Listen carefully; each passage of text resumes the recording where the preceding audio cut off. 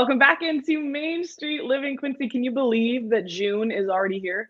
Yes, this year is going by pretty fast. It's crazy. That's right. But I'm just happy to see the warmer weather personally, and also the smell of barbecues isn't too bad either. But Yeah. June also brings us Pride Month and the chance to learn about and celebrate the LGBTQ plus community.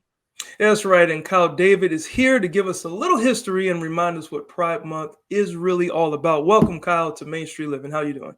I'm good. How are you?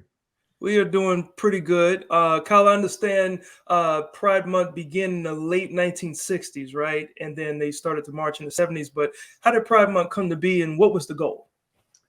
Right. So Pride Month initially started in 1969 in Manhattan, and it was all due to the Stonewall Uprising. For those of you who don't know, Stonewall Uprising or the Stonewall was a bar in New York, and it was a safe haven for the LGBTQ community. At the time, in every state, homosexual acts were illegal, so the Stonewall Inn was really just a safe haven for the community. On June 28th, 1969. There was a police raid, and the members of that bar at the time were just very upset. And activist Marsha B. Johnson picked up a brick and threw it at a cop car, and that's what's going to be the official start of the modern day LGBTQ movement. Oh, okay. Yeah. Well, obviously, it's taken on an even grander form now. What purpose does Pride Month have in today's society? We've all heard about Pride parades. Is there more to it than that? Absolutely. So Pride Month serves as a reminder for all of us, just, everything that all the people that we've lost for the battle of equality, that we have to continue to fight in order just to make our world a safer place for everyone. The parade is a huge part of Pride Month, but it's so much bigger than that. It's a reminder to every person that we're here, we're proud of who we are, and we're not going anywhere.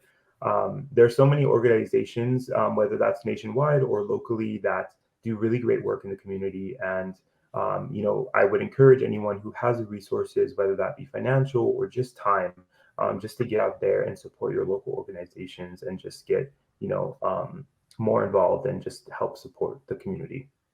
Yeah, and you use the word support, Kyle. I know it's important to support, but also you guys encourage everyone to participate in Pride Month, even if they're not a part of the LGBTQ plus community. Why is that so important? It's super great question. So I think that one of the biggest misunderstandings is that in order to be a part of the LGBTQ movement or parades or Pride Month, you have to be a part of the community, and that's just not true. Being an ally is just a huge support system for our for anybody who's in the community. If you know anyone who personally, who whether that be a family member or a friend or a peer, being an ally and supporting them is means the world to them.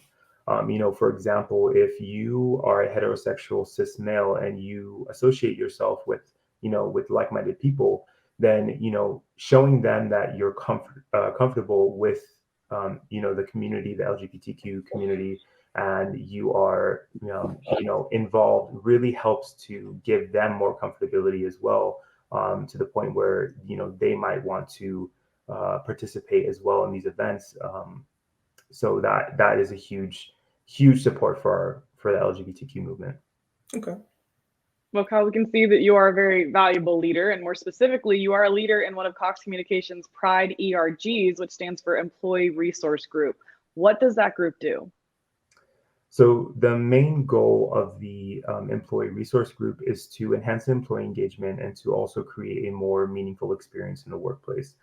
We work with local nonprofit organizations to create volunteer opportunities for our employees, just to get them out there and engaged with our local nonprofit organizations.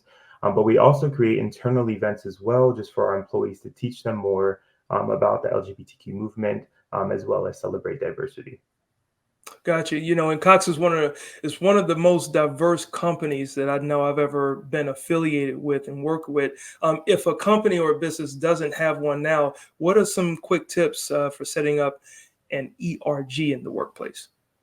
So the first thing I would say is just to identify what you're passionate about.